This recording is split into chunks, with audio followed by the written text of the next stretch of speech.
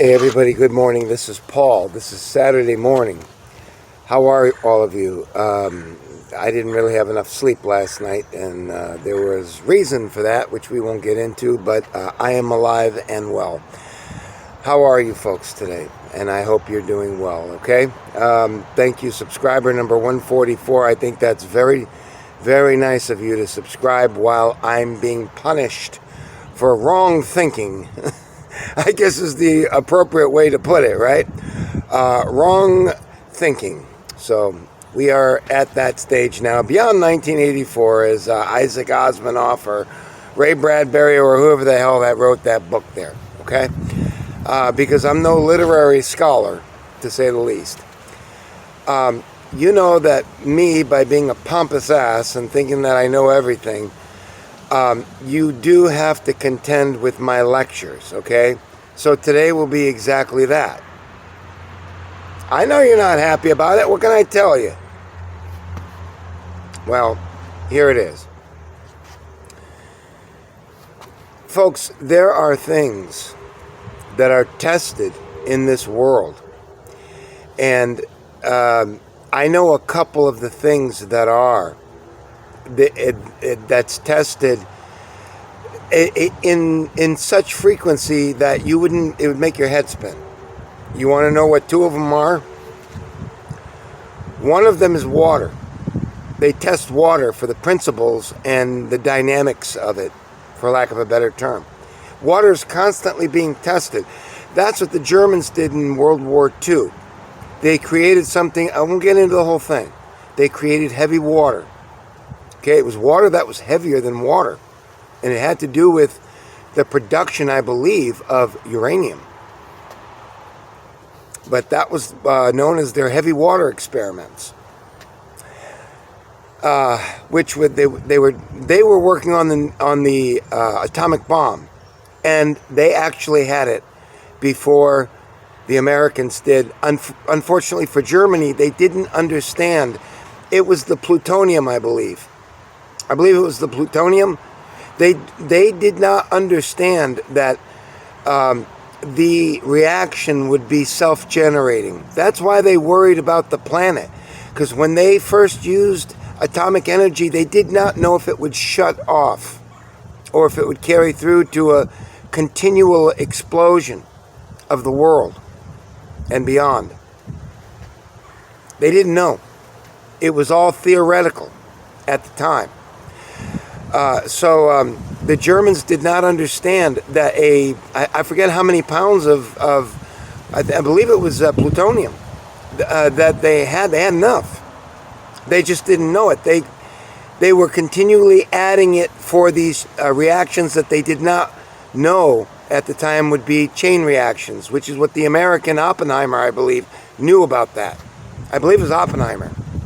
And he knew that it would create its own redundancy and blow. So as a result, we had the atomic bomb first. I only tell you this not to show you I'm smart or anything, because I'm not. I can't tell you too much more. But there are certain things that are studied in the world. Water being one of them. You know what the other one is? Motor oil. Oil. Oil is ceaselessly studied.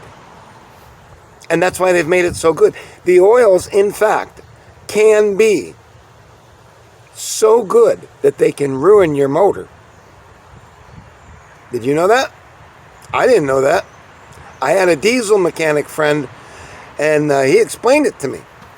And if you use a really high quality oil when you get your car new, the working tension of the innards of a gasoline internal combustion engine will become lazy, because the oil makes it is so good now that it makes it so it's easy for the engine, and they don't get proper tolerances installed in the beginning of the usage.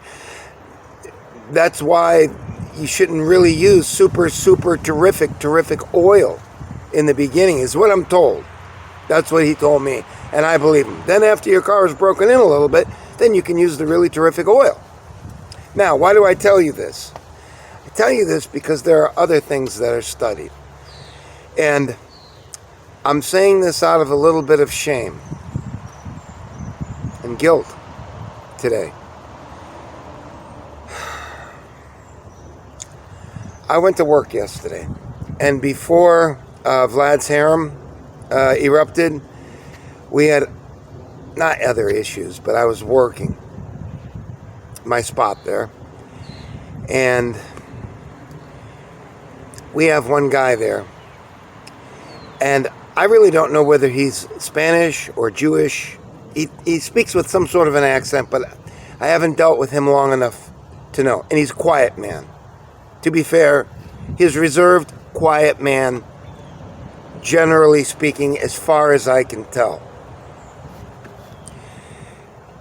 He is the one who scolded me when I came in at first, because what happened was, you see, I had a soda in my hand and I was getting ready to take a break. I had my soda and I was walking to the back door, and I got near the post,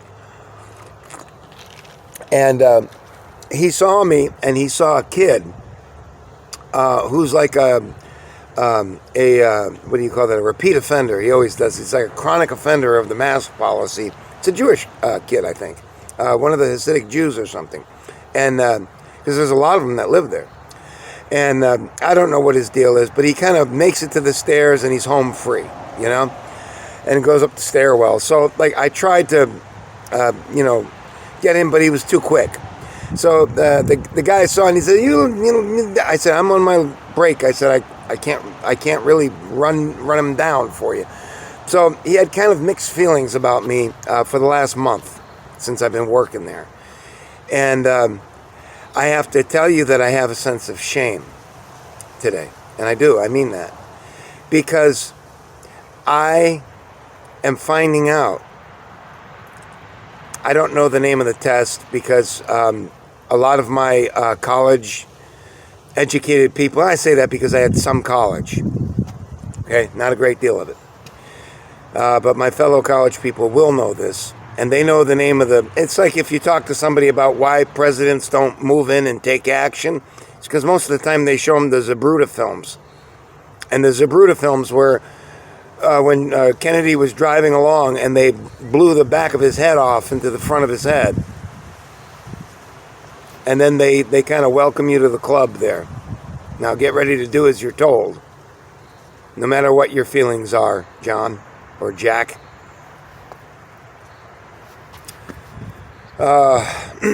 Anyways, let's go to it. I will show you after I do this, because I'm not going to do anything else, and I'm going to cut it after this so we don't run into a 28-minute video. Because I want the people to understand this, because this is introspective. Meaning that I'm kind of upset with myself. Excuse me. I have no choice. I have to enforce a mask policy. You understand? It's not by choice. I have to do it. If I want to work, it's actually by choice. If I don't want to do it, I don't have to make money. You know what I mean?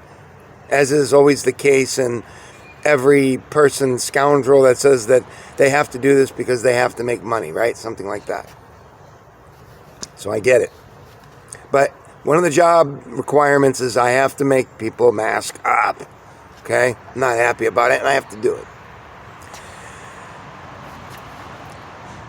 I've been consistently, when that guy comes over, and I know who he is, he has a little bald spot, so I know who he is. And he's not overly old. He's probably 70, like 68 to 72, something like that. He's not overly old. And he's in shape. He's in good shape. You know, like you could tell he's in good shape. He's trim and fit. And he doesn't look mean.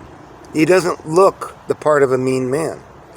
But he enforces that mask rule to a T. Now, and he'll mention it to you if you don't do it, as he did when I was, earlier in the job there.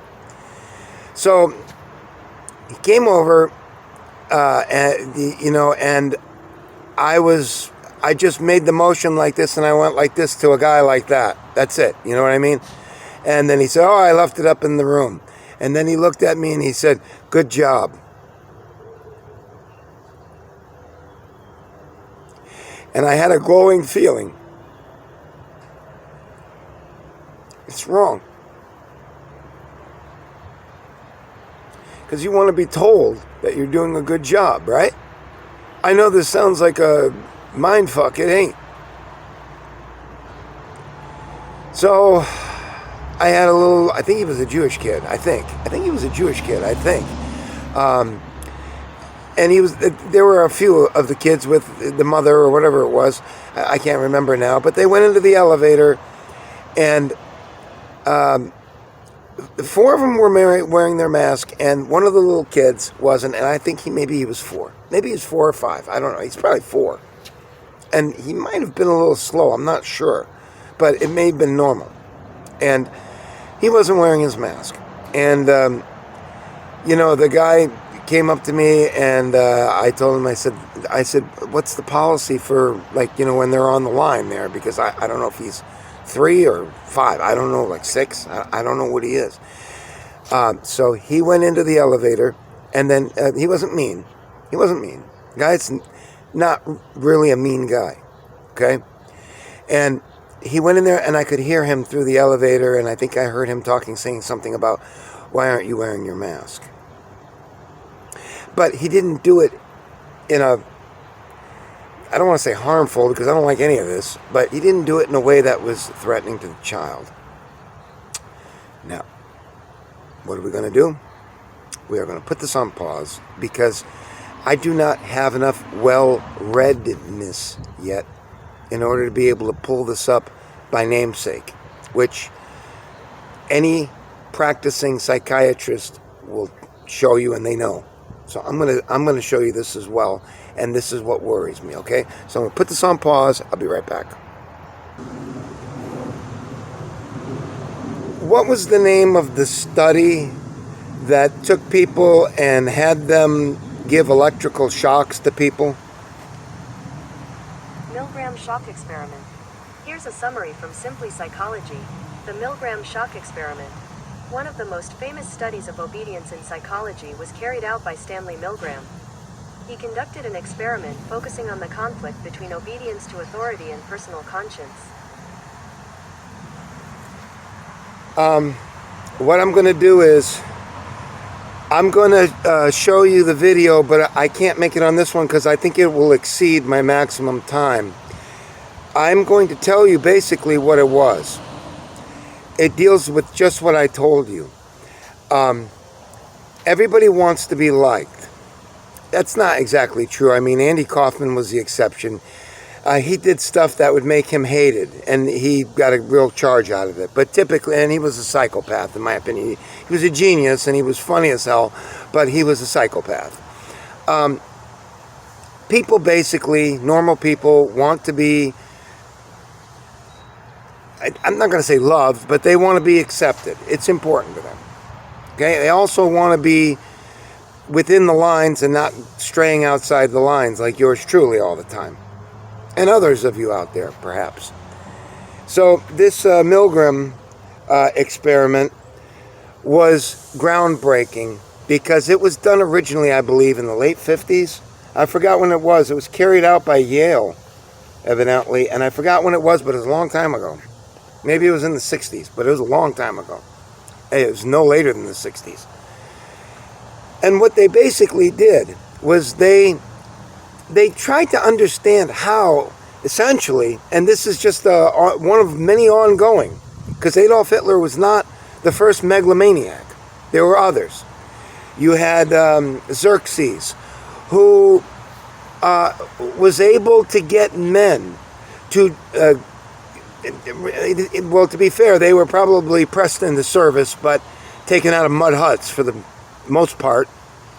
But it was not unusual for Xerxes to kill the entire family of the recruited soldier.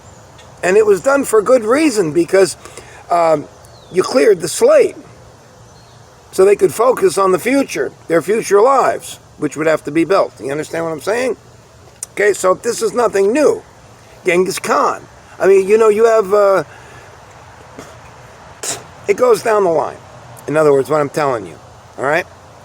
So, on my next video, I will show you the Milgram experiment, and they've done it again. They've done remakes of this, I believe. And essentially what it is that they get people to do things that are morally reprehensible and dangerous, or what they perceive to be and know to be dangerous. And we're going to take a look at it, but I can't do it on this video because it will overrun the video. Okay? So that will be it for this video. This deals with the kind of shame that I have because I see myself kind of falling into it. And my reason for this that I'm telling you is that this is an older man who's been, who's doing the mask patrol. And I wonder very much if he understands that he is in a form of this Milgram experiment. I'm not sure he's even aware of it. I doubt he is aware of it. And I wonder to what extent he would be willing to participate and be told to what extent to do before he recoiled and refused. And folks, this is how the Third Reich came to be. This is how the Third Reich came to be. This is how Hitler came to power. That's essentially why they did the Milgram experiment. They wanted to know how they could do it. And to be fair, it was not only Adolf Hitler.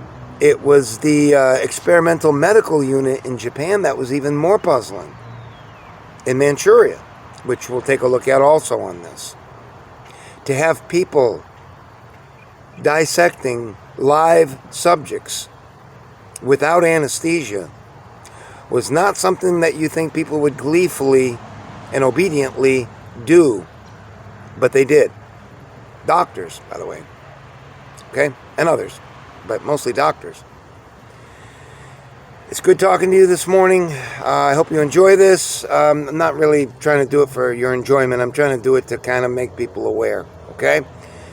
I will be back on my next video. We will take a look at this Milgram experiment. Goodbye.